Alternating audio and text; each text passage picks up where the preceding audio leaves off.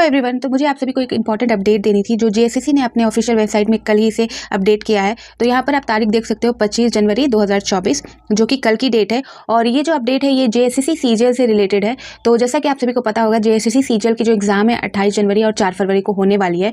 तो इसी के अकॉर्डिंग इस नोटिस में बताया गया है, मैंने इसे पढ़ा है और ये 3 पेज की एक नोटिस है जिसमें बताया गया है कि जब आप एग्जाम सेंटर पर जाओगे तो जो भी नियम कानून है उसे आपको फॉलो करना होगा और अगर किसी भी चीज़ का उल्लंघन होता है जो इस नोटिस में बताया गया है तो उसकी जो सज़ा है वो क्या होगी, वो सारी चीज़ें इस नोटिस में डिटेल में बता दी गई हैं। तो चलिए थोड़ा सा हम पढ़ लेते हैं इसे, क्योंकि इसकी भी नॉलेज आपको होनी चाहिए। और आप सभी को पता है ये 8-10 साल के बाद एग्जाम हो रही है, तो देखते हैं जेएसएससी ने क्या प्रावधान किए हैं और क्या नोटिस में दिया है।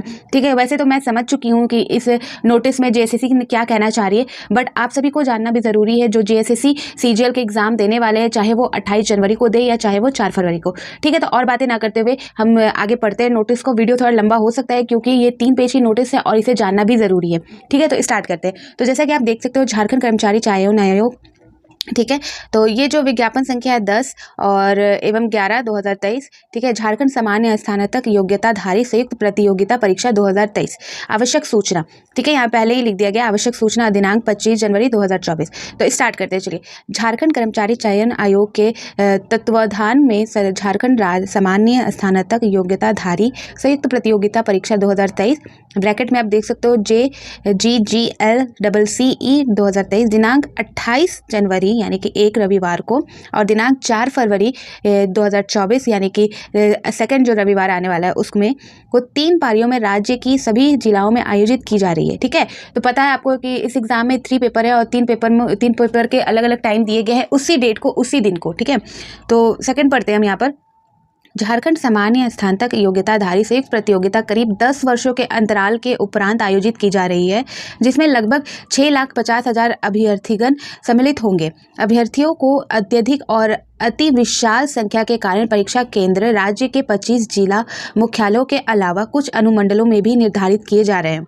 क्योंकि जिला मुख्यालयों स्थित परीक्षा केंद्रों में पर्याप्त बैठने की क्षमता सीटिंग कैपेसिटी उपलब्ध नहीं है। ठीक है, सभी जिला उक्त परीक्षा के लिए अपने जिला अंतर्गत समन्वयक के रूप में विनिर्दिष्ट किए गए हैं और जिला मुख्यालयों एवं संबंधित अनुमंडलों में उक्त परीक्षा का प्रबंधन और संचालन संबंधित जिला प्रशासन के निकट नियंत्रणाधीन सुनिश्चित किया जाएगा।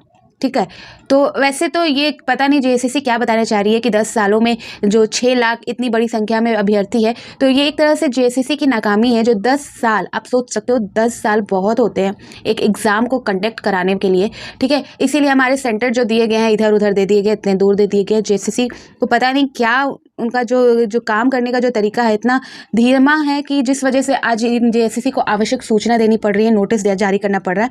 ठीक है, चलिए हम तीसरा पढ़ते हैं।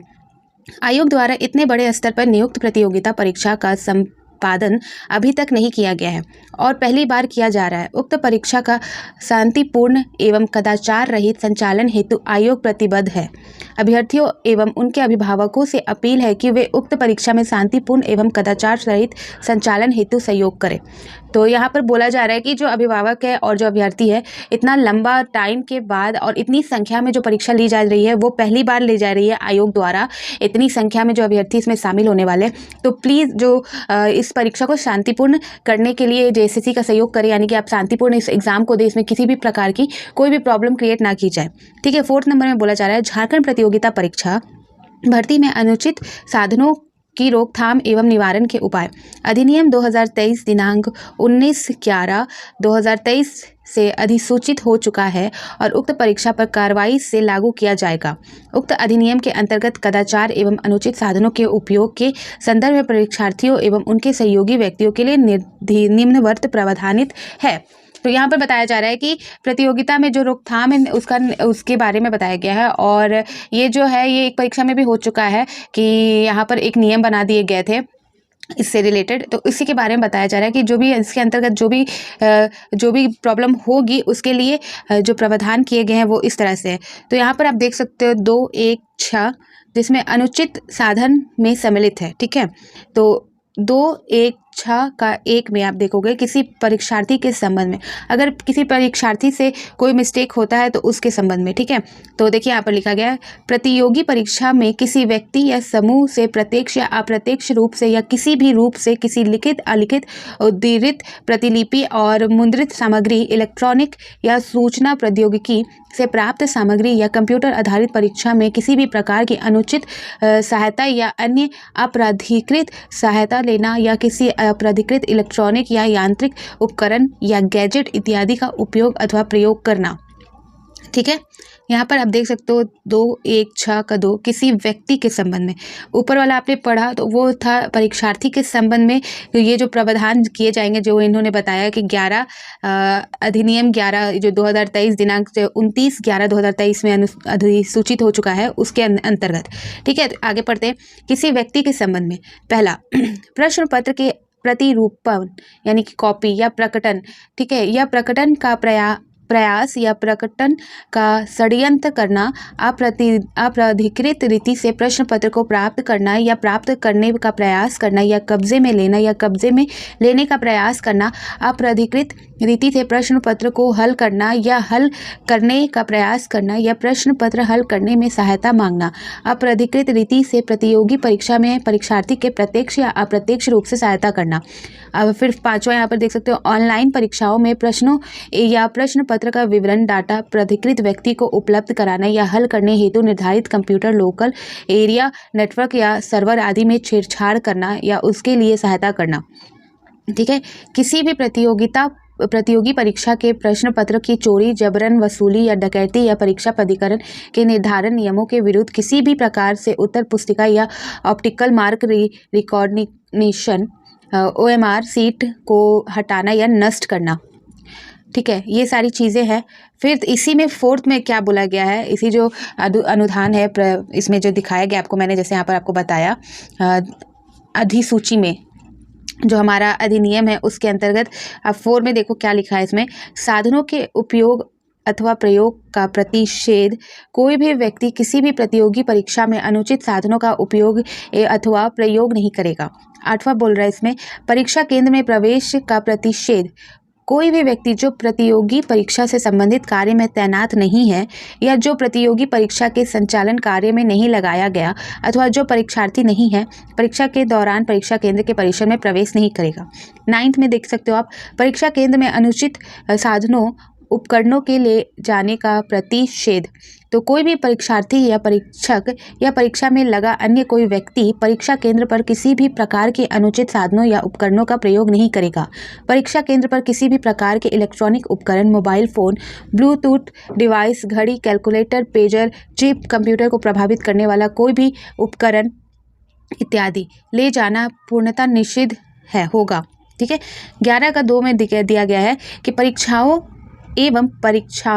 से संबंधित प्रश्न पत्रों एवं उत्तर पत्रिकाओं के संबंध में झूठी, भ्रामक या मिथ्या सूचना देने अथवा शिकायतों को प्रसारित एवं प्रकाशित करने वाले प्रबंधन तंत्र, संस्था व व्यक्ति अपराध का दोषी समझा जाएगा, स्वयं के विरुद्ध अभियोग मुकदमा चलाए जाने के लिए उत्तरदायी होगा और तदनुसार दंडित किया जाएगा। तो ये वाला मैं बता देती हूँ, प्लीज़ कोई भी आपको परीक्षा से रिलेटेड कुछ भी चीज़ अफवाह भ्रम बताए कि ऐसा हुआ है, ऐसा हो रहा है, उस सेंटर में ऐसा हो रहा है, तो प्लीज़ उनकी बातों में मत आइएगा। प्लीज़ आप उस चीज़ को सुनकर कहीं और आप फैलाइएगा, ऐसा कुछ काम मत कीजिएगा। आपका ध्यान सिर्फ एग्ज़ाम देने के लिए होना चाहिए, फोकस होना चाहिए, और जो भी वहाँ पर तैनात रहेंगे उनसे आपको अगर कुछ पूछना है, कुछ संपर्क करना है तो उनसे आप डायरेक्ट पूछ सकते हो। इस तरह के काम मत कीजिएगा, ठीक है। अभी आप स्टूडेंट हो तो आप अभी अपनी सिर्फ फोकस कीजिए इस एग्ज़ाम को देने में अच्छी तरीके से, ठीक है। और जो होगा वो एग्ज़ाम सेंटर के बाद जब आप एग्ज़ाम क्लियर कर लोगे, सब हो जाएगा, निकल जाओगे, उसके बाद आप जो जानना चाहते हो जान लेना, लेकिन ऐसा कुछ भी ऐसा मत करना जिसकी वजह से आप इस श्रेणी में आ जाओ, ठीक है। आगे पढ़ती हूँ 12 का 1, यदि कोई परीक्षार्थी प्रतियोगी परीक्षा ऑनलाइन, ऑफलाइन एवं स्वयं नकल करते हुए या किसी अन्य परीक्षार्थी को नकल कराते हुए या धारा 261 के अधीन यथा परिभाषित अनुसूचित साधनों से संलिप्त पाया जाता है तो वह कारावास से, जिसकी अवधि 3 वर्ष की होगी, एवं ऐसे जुर्माने से जो 5 लाख रुपए से कम नहीं होगा, दंडित होगा। और जुर्माने के सदाए भुगतान में चूक करने पर ऐसा परीक्षार्थी 9 माह की अतिरिक्त अवधि के कारावास से दंडित होगा। समझ में आया आप सभी को?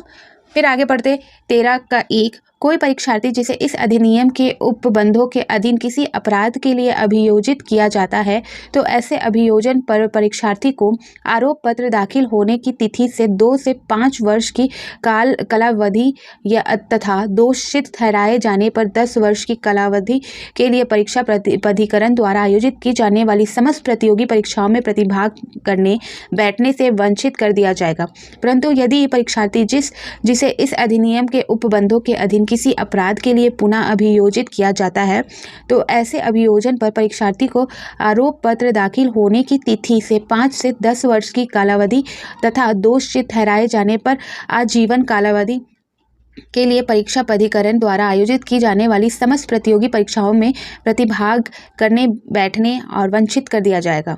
ठीक है, आगे पढ़ते हैं 16 का 2। यदि जिला मजिस्ट्रेट को यह विश्वास करने का कारण हो कि किसी व्यक्ति के कब्जे में स्थित कोई संपत्ति चाहे वह चल हो या अचल हो किसी व्यक्ति के द्वारा इस अधिनियम के अधीन विचरणीय किसी अपराध कार्य में परिणाम स्वरूप अर्जित की गई है तो वह ऐसी संपत्ति को कुर्क करने का आदेश दे सकता है।